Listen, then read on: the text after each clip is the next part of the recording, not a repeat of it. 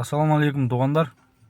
Могу Яндекс Таксидеги пассажирлердин дагы бир мошеннический схемасы деп ойлойм. Петровск Разумовский проездден заказ алдым.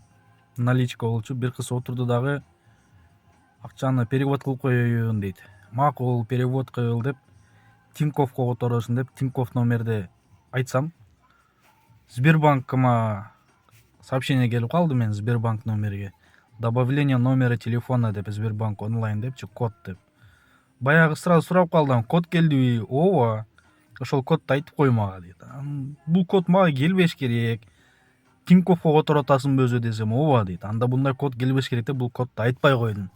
Бул дегени добавление номера телефона в Сбербанк онлайн дейт. Бул дегени өзүнүн телефон номерин мен Сбербанктагы картама улап алайын деди деп түшүндүм. Эгер телефон номерин карта улаган болсо, картанын номери дагы кереги жок болуп калат. Акча снимать этип алыш үчүнчү.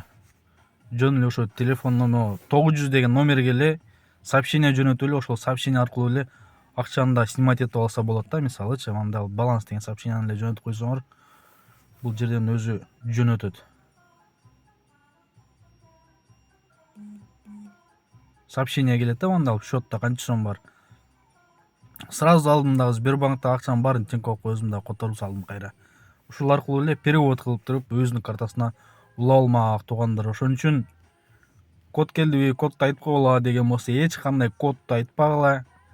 Сбербанк Тинькофф картаңарды бербегиле, картаны дагы алып, ошол номер аркылуу акчаларды снимать этип алышат.